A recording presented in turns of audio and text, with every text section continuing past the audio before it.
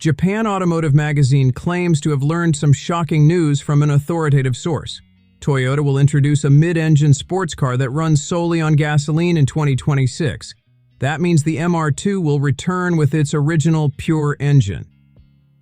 When discussing Toyota's mid-engine sports car, the MR2 name inevitably comes up. This new mid-engine sport will be played only in Japan and is the final motorized sport ever. Despite your disappointment, the GR Yaris and GR Corolla powertrains will be used to bring back the MR2 mid-engine sports vehicle. What do you think? A rendering of their concept for the 2026 Toyota MR2 was also included in the video. If you're interested in keeping up with the newest regarding this vehicle, be sure to subscribe to our channel.